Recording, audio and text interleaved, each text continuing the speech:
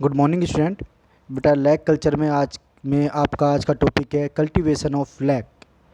Lag cultivation is a complicated process. यह एक जटिल प्रक्रिया है and a cultivator basis should be have detail knowledge. और जो कल्टीवेशन करने वाले लोग हैं उनको कुछ बातें बड़े ध्यान से देख लेनी चाहिए इसके बारे में कि हमें क्या करना है क्या नहीं करना। ठीक है, it is completed in following steps. ये कुछ स्टेप्स में कंप्लीट होती है, जैसे इनोकुलेशन। इनोकुलेशन भी हमारा दो तरह का होता है, नेचुरल इनोकुलेशन और आर्टिफिशियल इनोकुलेशन। फिर स्वार्मिंग है आपका अगला टॉपिक। फिर हार्वेस्टिंग है। हार्वेस्टिंग भी हमारा दो टाइप का है, एक इमेच्योर हार्वेस्टिंग और एक मैच्योर हार्वेस्टिंग। फिर हमारे पास आता है इंडस्ट्रियल प्रोसेस। ठीक, तो ये चार स्टेप है। आइए बारी बारी से इनको समझते हैं बेटा।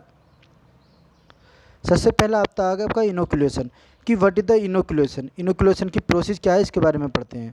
ठीक है, तो इनोकुलेशन इज द प्रोसेस, यह वह प्रक्रिया है वाई विच जिसके द्वारा एग और निम्फ लार्वा, जो अंडे और निम्फ लार्वा है, गेट एसोसिएटेड, जिनको जोड़ा जाता है प्रॉपरली या उनको वहाँ पर रखा जाता है with host plant. Host plant के साथ उनको अटैच कर दिया जाता है, ऐसे बांध दिया जाता है। ठीक है, ठीक। Inoculation is of two types, और ये भी दो टाइप का होता है। मैंने पहले ही आपको बताया था कौन कौन से होते हैं दो टाइप बेटा।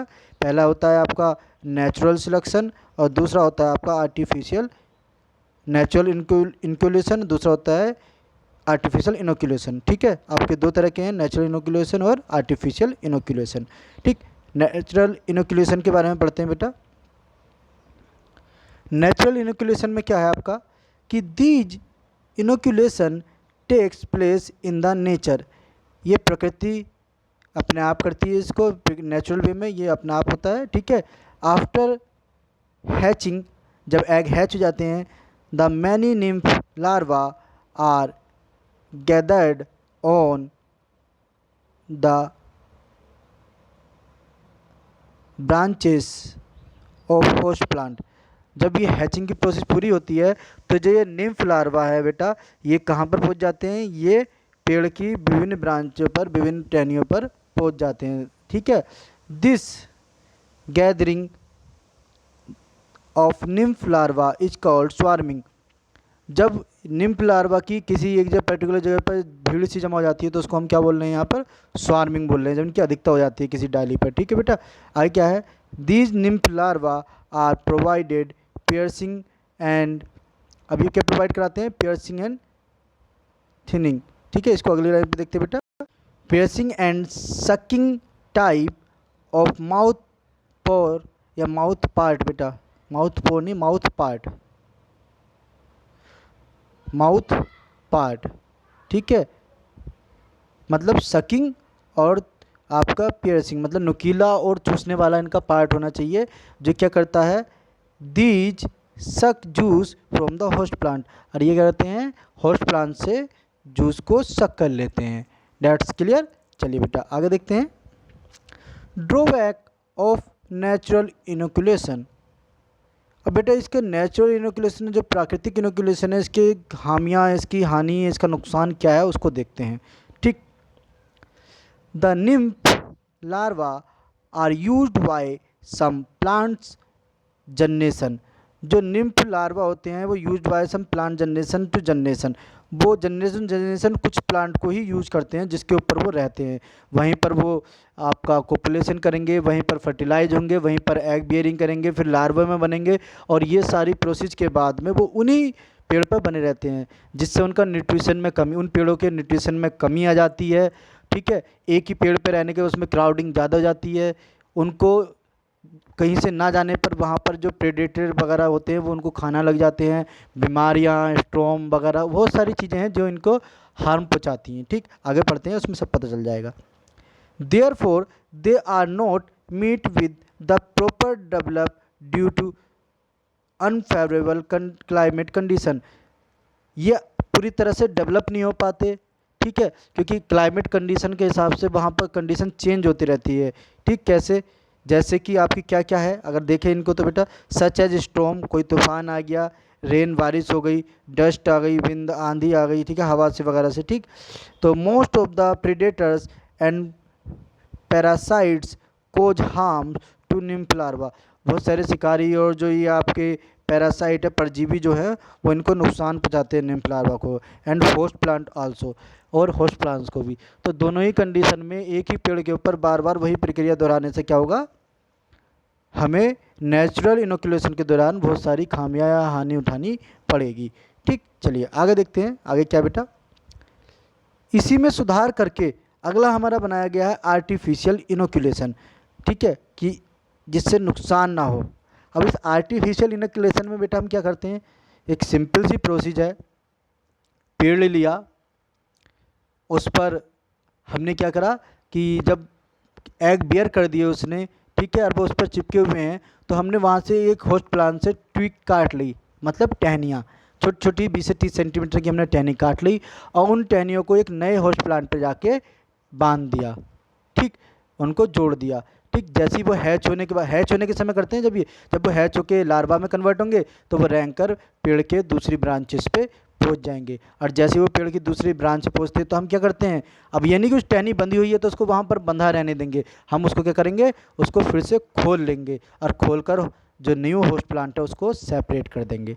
ठीक, इस तरह से उन्हें प्लांट चेंज मिलता रहता है, न्यूट्रिशन अच्छी मात्रा में मिलता है, जिससे अच्छी मात्रा में न्यूट्रिशन मिलेगा तो डिजीज फ्री होस्ट मिलता है, उनको प्लांट मिलता है, होस्ट प्लांट मिलता है, जिससे कि वो हेल्दी रहते हैं और डिजीज फ्री रहते हैं, और वहाँ पर ज़्यादा से ज़्यादा प्रीडेटर और पैरासाइट भी नहीं पहुँचते। ये इसका आर्टिफिशियल इनोकुलेशन का एक पूरा रूप है। ठीक, चलिए आगे इसको समझते हैं बेटा, क्या है ये। To overcome the drawbacks of natural inoculation, प्राकृतिक इनोकुलेशन से निकलने के लिए, इसकी हानियों से बचने के लिए artificial inoculation has been developed, हमने एक आर्टिफिशियल इनोकुलेशन तैयार किया। इन दिस आर्टिफिशियल इनोकुलेशन, इस आर्टिफिशियल इनोकुलेशन में क्या होता है बेटा, the pruning and thinning in the month of January and June, दो बार, एक जनवरी के मंथ में और एक जून के मंथ में। प्रूनिंग एंड थिनिंग मतलब कटाई और छटाई करना। कटाई और छटाई किसकी, उन टहनियों की जिन पर लैक इंसेक्ट्स ने लार्वा दिए, वो सॉरी एग्स दिए हैं, बियर किए हैं। ठीक है, उनकी हम प्रूनिंग मतलब कटाई छटाई करते हैं, प्रूनिंग एंड थिनिंग करते हैं। ठीक, और कौन कौन से महीने में, 2 मंथ में, जनवरी और जून।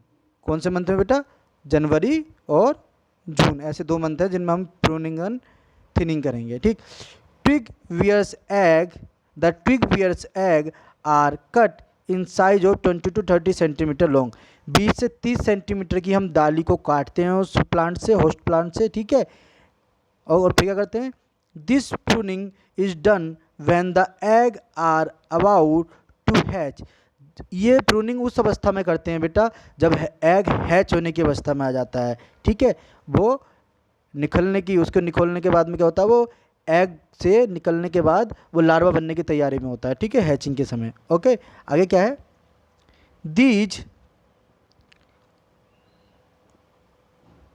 ये आउट पीस नहीं है बेटा, ये कट पीस है।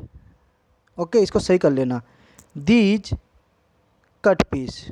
ओके, तो दीज कट पीस क्या है बेटा, these cut piece are tied, बांध देते हैं, with the twig of new host plant, नए होस्ट प्लांट की टहनी से हम उसको बांध देंगे। The end of cut piece is tied, और जिसका अंतिम सिरा जो दोनों को जोड़ते हैं वो अच्छे से बांध देते हैं, with the end of host plant twig, जो नया होस्ट प्लांट है उससे हम बांध देंगे इसको। ठीक है, पुराने होस्ट प्लांट से काट कर टहनी को नए होस्ट प्लांट से बांध देंगे।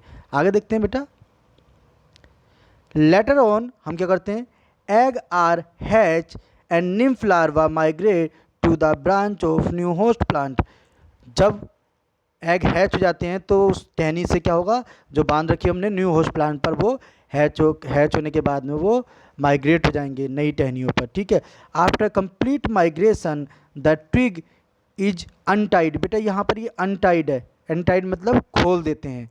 ठीक, टाइड माने बांधना, TIED मतलब बांधना, और अनटाइड मतलब इसको खोल देना। ठीक है, तो इसको अनटाइड करते हैं बेटा। ओके, ठीक, and separate from the new host plant, और जिस नए पेड़ पर हमने इसको बांधा था होस्ट प्लांट पर, उससे हम इसको अलग कर देते हैं। The host plant should be change time to time, और समय समय पर इसको हमें होस्ट प्लांट को चेंज भी करते रहना चाहिए फॉर प्रॉपर ग्रोथ, अच्छी वृद्धि के लिए, एंड न्यूट्रिशन, अच्छे पोषण के लिए, टू द निम्फ लार्वा के लिए, and also for the good production of lac, और अच्छे प्रोडक्शन लैक के अच्छे प्रोडक्शन के लिए। ठीक है बेटा, चलिए अगला हेडिंग है हमारे पास एडवांटेज ऑफ आर्टिफिशियल इनोकुलेशन। इसका फ़ायदा क्या है अब इसे करने का? ठीक, the inoculation is done under the core of culturist. कुछ बातों को ध्यान में रखकर इस चीज़ को करना चाहिए। क्या क्या? Larva provide new fresh host plants, उसको नया होस्ट प्लांट प्रोवाइड कराना चाहिए अगेन एंड अगेन, बार बार। Therefore nymph larva acquire good nutrition, उसको अच्छा पोषण प्राप्त होता है जो लार्वा होता है, एंड लैक प्रोडक्शन इंक्रीज, जिससे कि लैक प्रोडक्शन हमारा बढ़ जाएगा। ये उसका एडवांटेज है। ठीक है बेटा, इसको यही कर रहे हैं, स्वार्मिंग से हम नई वीडियो में बताएंगे। ठीक है, थैंक्स बेटा।